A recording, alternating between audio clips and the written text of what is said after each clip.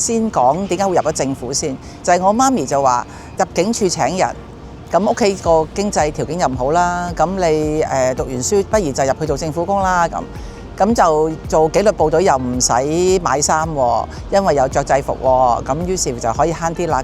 咁所以喺咁嘅情況之下呢，我就考入咗入境處。咁做咗6年之後呢，就見到報紙請呢一個文化經理，咁覺得呢份工好得意喎。咩叫文化經理呢？咁又係抱住一個嘗試嘅心態就去考，咁好幸運就俾我考咗。咁而所以如果你講話我有冇文化背景或者有冇讀過音樂啊，其他啲嘅藝術方面嘅背景，其實真係冇嘅。咁只不過係真係偶然咁入咗呢一行。咁而喺入咗去之後呢，第一個 posting 呢就係調咗去香港話劇團。咁我仲記得好清楚喺話劇團嘅第一日返工呢，咁當時嘅上司呢都問我：咦，你係咪肯定你有興趣呢份工㗎？因為你係入境處嘅主任，咁嚟做呢一個助理經理呢，咁喺職級上邊係跌咗級啦，人工上邊嚟講好快可能就已經係到頂點，冇人工加。咁我當時嘅回答都係話：當然喺我哋人生路上呢，金錢係一樣嘢，咁但係其實喺一個職業上邊，如果能夠得到一啲成功感或者學到嘅知識，可能係更加之無價嘅咁。我而家諗翻起呢，我都係堅信呢一樣嘢。咁而去到1996年呢，咁有一日呢，就係收到一個調職嘅通知，就將我調咗去香港中樂團。咁亦都係啦，我亦都頭先講呢，就我冇一個藝術嘅背景啦，更加係冇音樂嘅背景啦。咁去到中樂團嘅時候，其實係亦都係一個新嘅領域。咁入邊接觸嘅包括有一啲節目嘅編排同呢一個藝術總監嘅溝通啊，各方面。咁而去到2001年嘅時候呢，就藝團公司化，咁呢個亦都係我人生嘅一個轉捩點，因為藝團公司化嘅時候呢，其實所有行政人員就要離開呢一個政府嘅團隊，咁所以我理應呢都係跟翻去政府嗰邊。咁但係香港中樂團嗰陣時要請行政總監呢，就登咗幾次廣告，咁亦都係一直請唔到行政總監，咁所以當時嘅理事會呢，就同政府傾，就係話可唔可以係我去攞啲假期去幫手香港中樂團嘅一個過渡呢？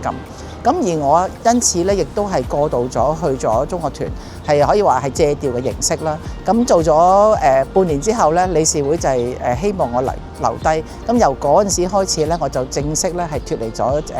政府公務員，以一個獨立即係嘅行政人員嘅形式呢，係喺中樂團嗰度任職嘅。以前喺藝團嚟講呢，就好似香港話劇團、香港舞蹈團同香港中樂團都係喺政府市政總署或者市政局轄下，而跟住去到2000年呢，其實喺公司化之前呢，佢係唔係喺市政局之下嘅，其實喺呢一個康文署之下，就過渡咗1年。然後再去到2001年呢，就正式以一個有限公司嘅形式去運作。最大嘅差異呢，就係喺政府嗰陣時呢，因為佢主要係政府轄下個機構，咁所以喺節目編排方面呢，可以係做一啲真係好曲高和寡嘅一啲節目。咁但係當你去到政府過渡嘅嗰年呢，其實最大嘅唔習慣呢，就係好多嘢呢，你係要跟足一個大政府嘅一個行政嘅安排。咁即係話好似例如有啲嘢可能係價低者得啊，又或者其他嘅一啲行政方面嘅安排，呢個係理解嘅，因為政府嚟講佢有多唔同嘅部門，所以佢一定有一啲機制去管理。咁最大嘅感受呢，就係我記得以前喺市政局嗰個年代呢，我哋如果有啲藝術家或者指揮嚟香港，我哋係可以幫佢安排車去接送佢哋由酒店去演出場地。咁去到政府嗰年嗰個時候呢，我哋就亦都好似以往咁啦，同政府去 book 車啦。我哋係咪可以安排一架車俾我哋嘅指揮或者藝術家？咁嗰時收到嘅答覆就話唔得㗎喎，你哋呢一個職級，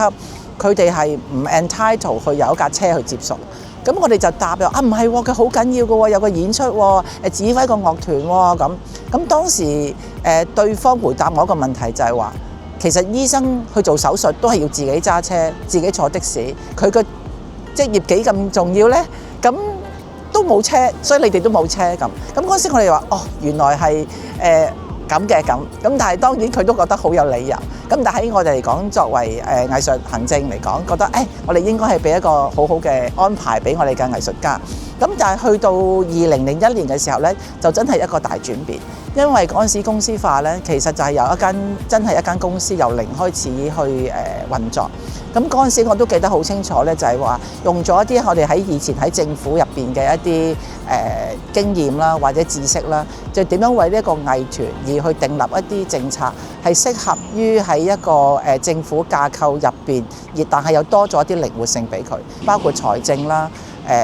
市場啦或者人事方面。咁所以喺各方面嚟講呢，其實如果睇翻轉頭，藝團公司化呢係的確有佢好處嘅。一方面，亦都係因為我哋要揾贊助，同以前唔同。以前係乜嘢都有政府包底，咁但係其實去到公司化之後，你就係要生存。要生存嘅時候，唔係話咁我生存啦，咩啱做就做啦，賺到錢就做啦，亦都唔係。因為我哋公司化係一個叫做非分配利潤組織。咁即係話我哋係繼續都要生存，要去增加收入，無論透過一啲演出啦，透過贊助啦，要去得到更多社會資源。但係我亦都唔可以背棄我哋嘅使命宣言。香港中樂團佢個主要嘅責任就係推廣中國音樂文化。咁以前可能咧喺最初嗰陣時咧，就係諗下點樣去推廣一個音樂會。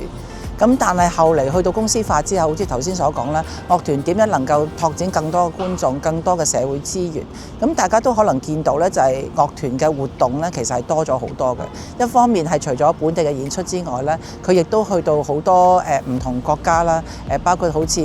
好有名嘅Carnegie Hall 啊，美國嘅、歐洲嘅好多大嘅地方，國際著名嘅音樂廳，樂團都會係肩負呢個文化大使嘅責任咧，去推廣中國音樂。咁而近期嚟講，亦都係見到好多唔同類型嘅演出，包括一啲我哋2001年開始嗰陣時咧，就嗰陣時唔興有健力士嘅，咁嗰陣時我哋就創造咗同香港市民一齊嘅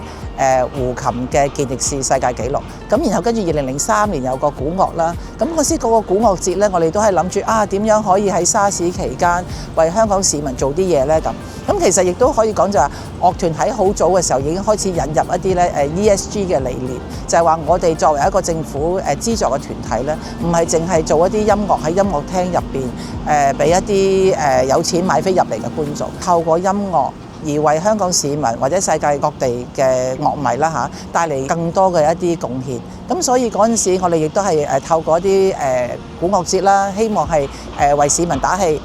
自強不息。咁而我哋好開心咧，就係我哋初初以為咧係搞1年，咁而一直以嚟咧唔經唔覺咧，其實已經搞咗20幾年。咁而近呢1-2年更加咧喺西九公園入邊咧有呢一個好大型嘅鼓樂嘉年華。咁呢個都係睇得到原來中國音樂唔係淨係喺音樂廳入邊聽，而係好多時候觀眾或者市民係可以參與。咁亦都好似樂團嘅環保琴啦，咁亦都係透過一個環保嘅理念咧，係希望可以保護地球啦、保護動物。咁呢啲都係樂團喺提供一啲卓越嘅音樂藝術以外，更加多唔同類型嘅活動。樂團本身亦都有搞比賽，好似創辦咗國際中樂指揮大賽，呢啲亦都係全球咧係首個指揮大賽。咁所以亦都係睇得到咧，就係而家一個世代啦做一個藝術行政人員咧，唔單止淨係話單一嗰個音樂嘅或者嗰個藝術嘅範疇，即係例如已經好多跨界嘅演出或者跨境嘅演出，咁你要接觸嘅人咧，亦都係更加之廣、更加之闊。其實好嘅壞嘅都有好多嘅，咁但係最大嘅體驗就係話，其實藝術行政人員嘅工作就係真係有好多層出不窮嘅挑戰，即係例如好似話嗰陣時搞嗰個千人胡琴咁啦，其實係每日你都唔知有幾多人參加，你又要諗我哋嗰陣時喺戶外要1000個二胡同樂團去演奏，咁我哋就諗下嗱，專業樂團可以記譜啦，咁但係市民佢點樣去記得嗰首歌同樂團一齊夾呢？我哋嗰陣時係諗咗好多方法喺文化中心，因為你擺1000張凳，你仲要擺1000個譜架，咁但係大家都知可能文化中心喺海旁啦，咁有可能大風嘅喎，咁個譜架吹甩咗又點呢？咁嗰陣時係諗盡咗好多方法，而點樣係同一啲市民提供佢哋排練嘅時間啊、地方啊，而嗰陣時亦都係應該係冇藝團攞過健力士嘅喺香港。咁嗰陣時係點樣同健力士嘅辦事處聯繫，而令到大家聚集咗嘅人喺文化中心真係可以真係攞到呢一個世界紀錄呢？咁呢個都係幾難忘嘅一件事嚟。即係我記得我嗰陣時啱入行呢，都有一個討論嘅，就係話藝政分家。到底係咪應該藝政分家，抑或係一個藝術家去做埋行政嘅工作呢？咁亦係話獨立分開藝術總監同行政總監。咁嗰時都有一個幾熱烈嘅討論。咁我自己個人個睇法呢，就或者都有時同一啲業界嘅朋友或者啲老前輩都傾過，就係話好多時候如果當然佢如果認識嗰個藝術嘅領域，咁佢可能係有一啲知識係會幫助到佢嘅工作。咁但係如果當個行政人員對嗰個藝術嘅界別係太熟悉，或者係太有一個主觀性嘅話呢，咁其實對佢去推行呢個行政工作呢，可能係有少少偏差嘅。因為好多時候，例如一個藝術家佢嘅一啲取向，可能個藝術行政人員有第二個睇法嘅時候呢，佢未必會真係去用從一個客觀嘅角度咧去幫佢推出呢一個活動。正正我哋藝術行政就係一個橋梁，點樣令到一啲藝術理念去同觀眾拉近個距離。咁所以反而有陣時未必一定要識嗰個art form 嘅所謂。所以我哋而家同一啲年輕嘅想入行嘅年輕人都係咁講嘅，即係唔使驚話我唔識呢一個 art form， 於是乎唔敢入行。即係例如好似我本身，你問我而家識唔識得睇譜咁，我都係唔識睇譜嘅。咁但係你要去聽咯，你要去學咯。咁正正係因為你有一張白紙，所以你去有嗰個心願意去學。咁所以反而你係透過工作去同一啲藝術家去多啲接觸啊，或者唔同領域嘅人去接觸嘅時候，反而係可以從一個客觀嘅態度去處理或者推動呢一個藝術發展。我喺沙美會入邊以前係一個會員啦，咁後期係加入咗理事會。咁其實喺好耐之前咧 Tisa 嗰個年代咧，佢就已經話：我夠時間㗎啦，我 step down 㗎啦，你必入嚟做 chairman 啦咁。咁我都話：唔得，我要繼續學嘢，我唔能夠去勝任嘅咁。咁後嚟去到阿 Paul 嗰個年代咧，阿 Paul 又話：我做完啦，我夠期啦，到你啦。咁我哋都係話唔得。咁其實一直以嚟咧都係擦身而過嚇沙美會。咁今次阿 Vanny 咧，即係上一任主席叫我幫手啦，你真係啦咁。咁所以機緣巧合就接任咗呢一個主席嘅職位。咁我覺得係好開心嘅，當然有咁嘅機會，真係以呢一個身份去同沙美會嘅理事會啦，或者其他嘅會員一齊去諗一啲點樣可以令到更加多年青人去入行啦，或者點樣提供一啲培訓俾一啲新嘅藝術行政人員。因為尤其是我哋好多時候係埋頭苦幹，係咁做，冇時間係會企出嚟或者睇一睇、停一停。周邊有啲咩嘢新嘅事物我哋可以學習呢？咁藝術行政人員呢，其實我哋係應該係持一個好開放嘅態度，咁先能夠容納到更多新嘅嘢。咁好似頭先講就係話，如果我哋對某啲藝術嘅睇法好有主觀性，咁反而唔能夠去推動一啲藝術嘅項目。咁同樣地咧，就係藝術行政睇到而家大嘅藝文環境咧，咁就亦都係我哋會應該要持一個開放嘅態度。以前嚟講下冇 WhatsApp 啊，或者冇咁多 Internet 嘅時候，好多時候就淨係喺香港呢個地方發生。咁但係而家咧，因為科技嘅進步啦，大家嘅接觸同埋交流咧，亦都係冇地域之分嘅啦。亦都你睇到香港而家同好多灣區都好多交流嘅合作嘅項目。咁所以亦都睇到咧，內地好多一啲新嘅場館。我仲記得有啲朋友咧，好多時候係10幾年前返過內地，就仲係記得內地一啲場館嘅一啲好落後嘅，啲凳好爛嘅，又或者啲設施唔得嘅。咁因為佢好耐冇返過，最近佢返咗話：哎呀，原來10幾年佢哋而家啲場地咁犀利㗎咯喎，比我哋香港文化中心啊、大會堂都已經先進好多。咁所以我哋其實要隨住呢一個大嘅變化咧，咁我哋應該係開一啲更加之開放嘅態度去接受一啲新事物，同埋同唔同嘅文化背景嘅藝術行政人員多啲交流，咁可以就更加增加我哋一啲唔同嘅知識啦。亦都睇得到咧，其實內地嘅科技其實個發展係非常之快，好多時候我哋透過一啲唔同嘅合作嘅項目咧，反而可以增進到我哋一啲知識，亦都令到我哋更加多啲技能。就因為睇住而家嗰個成個藝文發展啦，咁就係多咗啲跨境或者跨國嘅合作。咁所以我哋都希望咧係更加唔同地方嘅朋友嘅業界一齊可以加入呢個協會。所以個會員唔係淨係喺香港嘅會員，因為有交流先至可以令到香港嘅藝術行政人員更加多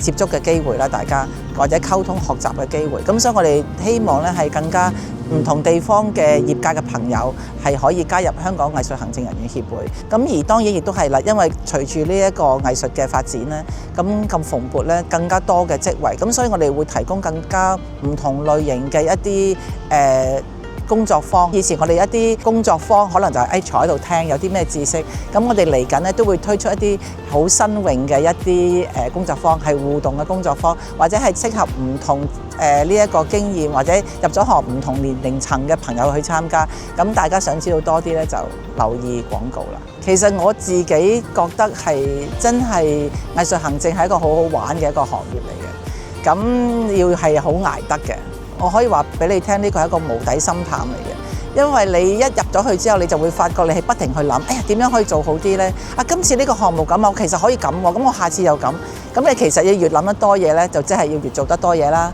越做得多嘢嘅時候，就喺某一個字眼就可以話係越辛苦，但係從另外一個正面啲嘅字眼就係話你越多挑戰，我能夠學到嘅嘢越多。咁所以係真係要捱得咁。但係會係好有樂趣嘅一個工作咯。